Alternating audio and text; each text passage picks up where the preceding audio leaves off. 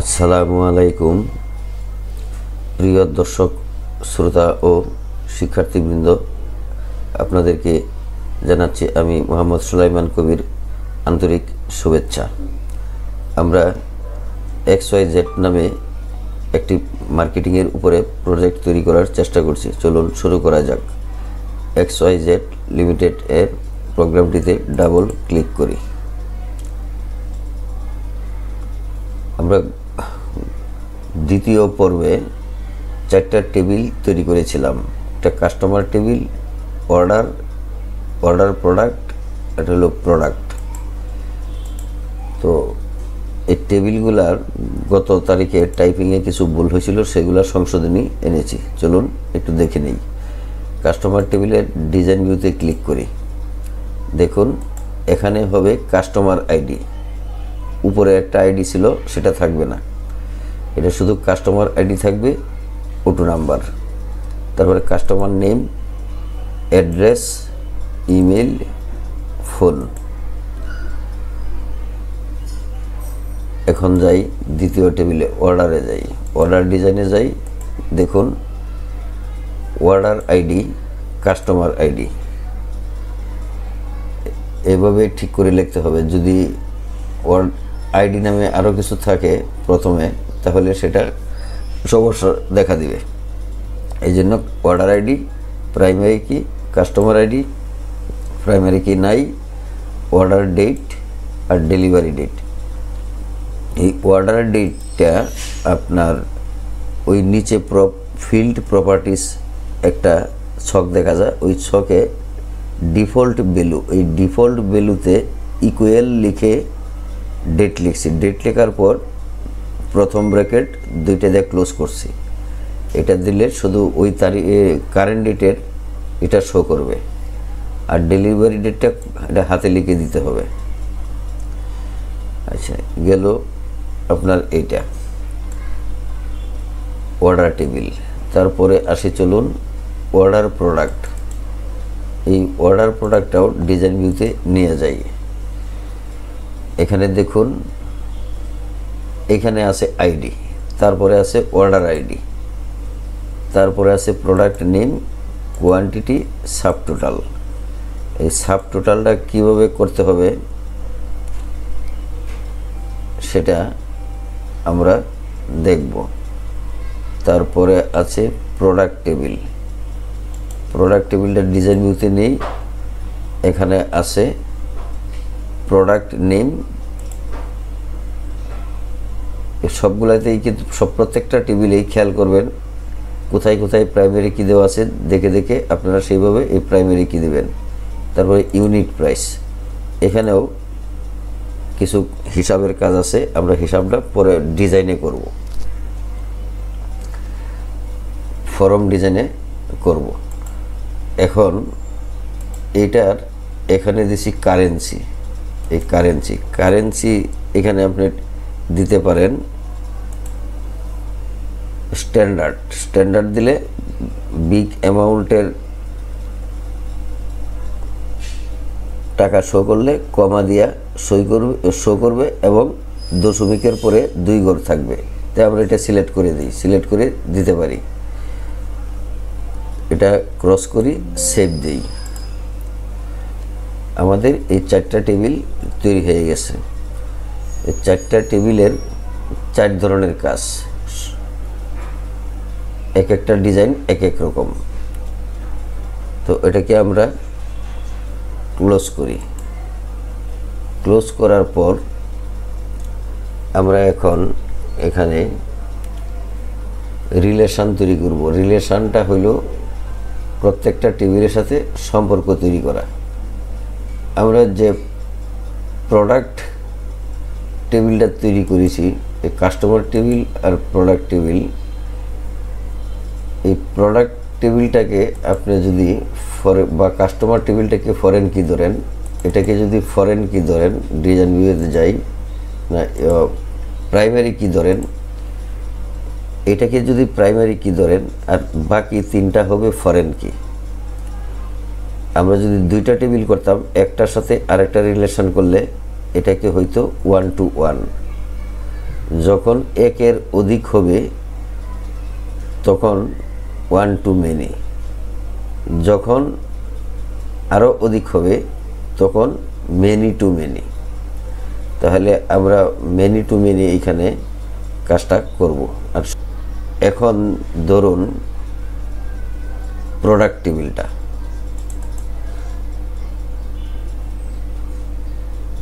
এটা হলো unit price. তারপরে অর্ডার প্রোডাক্টটা দেখি,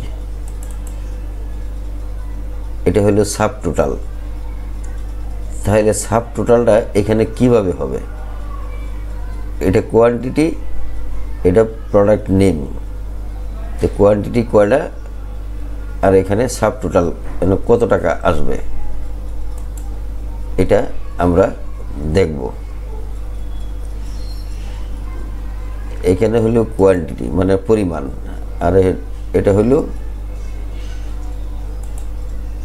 কোয়ান্টিটি, এটা কোয়ান্টিটি পরিমাণ, আর এটা হলো প্রোডাক্ট নেম। প্রোডাক্ট নেমটা এখানে লিখতে হবে।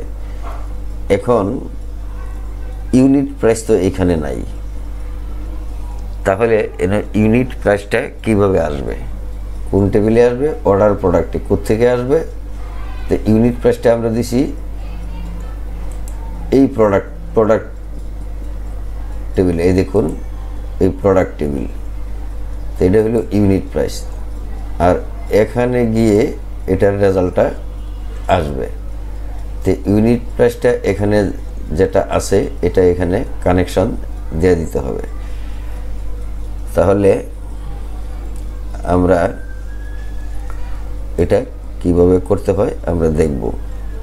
আমরা ফর্ম ডিজাইনের মাধ্যমেও এটা করতে পারবো। এখন এখানে যদি আমি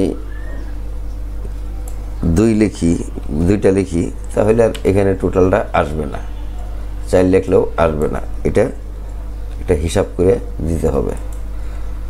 আচ্ছা, এখানে আসছে ডলার সাইন, এটাকে আমরা ঠিক করে দিই কোন টেবিলে? এই প্রোডাক্ট টেবিলের। এটাকে ডিজাইন ভিউতে নিয়ে যাই।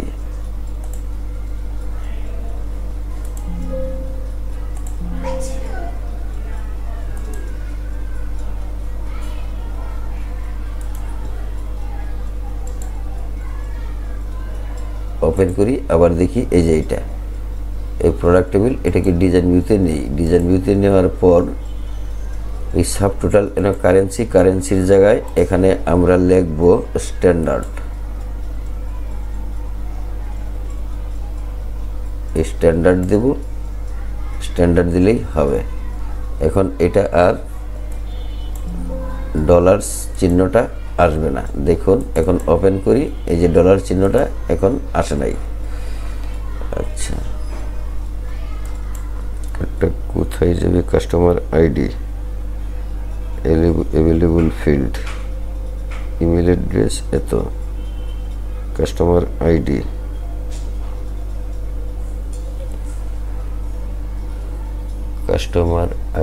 এইখানে যদি কাস্টমার নেমে যদি লুকআপ উইজার্ড দিই কি হয়? তাহলে এখানে সিলেক্ট করা হবে কাস্টমার টেবিল, কাস্টমার। নেক্সট বাটনে দিলাম, তারপর এখানে কাস্টমার আইডি নিব, কাস্টমার নেম নিব, নেক্সট বাটনে ক্লিক করব। নেক্সট বাটনে ক্লিক করার পর আমরা আবার নেক্সট দেব। নেক্সটে দেওয়ার পর এনে এইটা উঠাই দেব।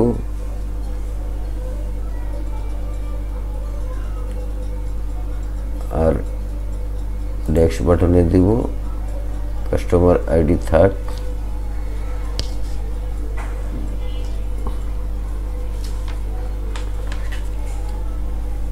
কাস্টমার নেমটা দিই এখানে, কাস্টমার নেম।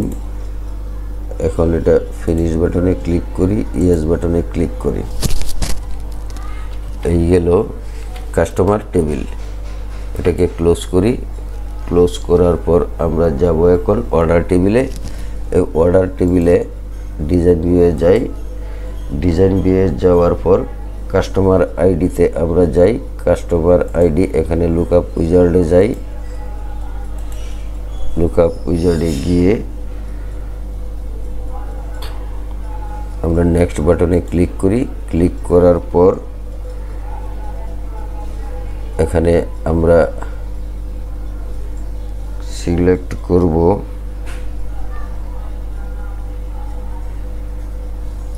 দেখি কাস্টমার আইডি এখানে চলে যাবে, কাস্টমার আইডি আর কাস্টমার নেম।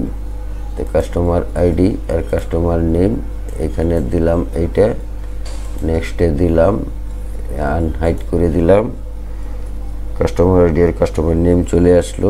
এখন এটাকে নেক্সট দিলাম, customer name customer ID select করলাম, এখানে কাস্টমার আইডি সিলেক্টেড আছে, এখানে আবার দিলাম, এখানে ফিনিশ করলাম, ইয়েস দিলাম। তারপর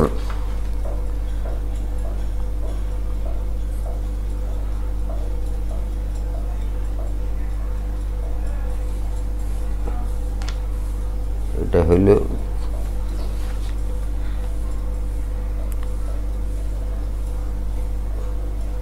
অর্ডার টেবিল। অর্ডার টেবিলে এটা গেল, এটা যাওয়ার পর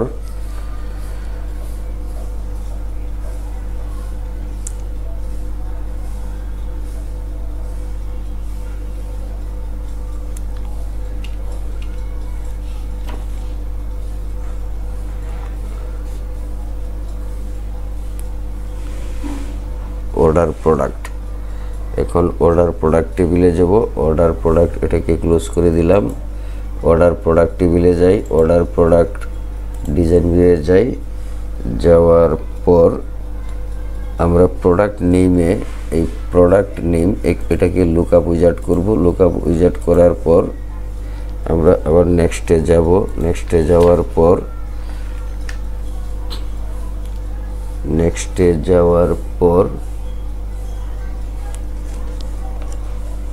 প্রোডাক্ট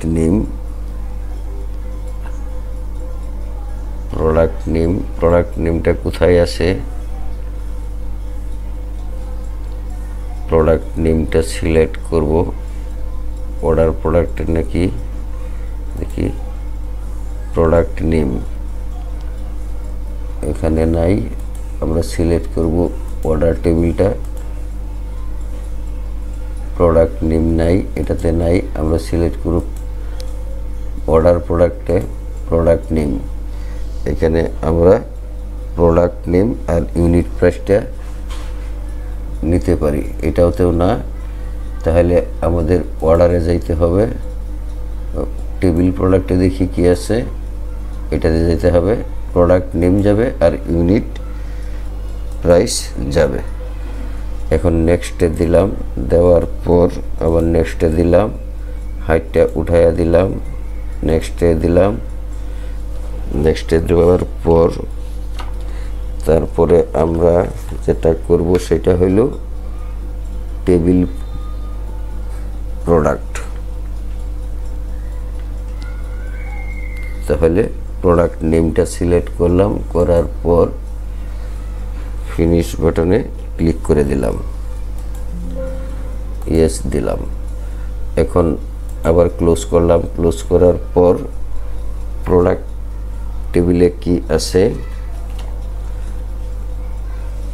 প্রথমেই আমরা প্রোডাক্ট টেবিলটা দেখার দরকার ছিল। প্রোডাক্ট টেবিলটা দেখি, প্রোডাক্ট টেবিল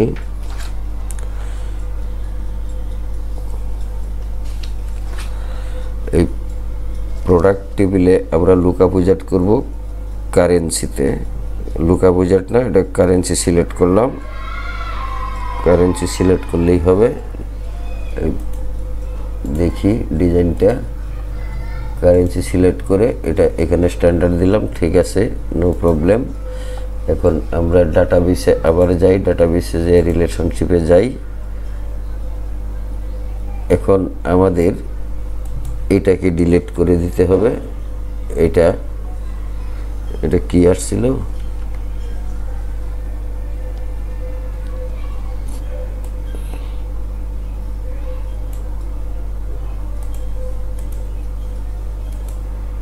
হয়ে গেছে।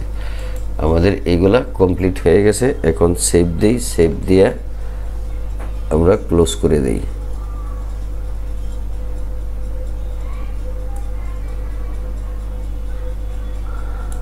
অর্ডার প্রোডাক্টটা এইভাবে আসলো কেন দেখি। অর্ডার প্রোডাক্ট নেম এনে দিলাম, প্রোডাক্ট নেম এটা দিলাম, ওকে দিলাম। প্রোডাক্ট নেম হয়ে গেল, আমাদের রিলেশনশিপ হয়ে গেল।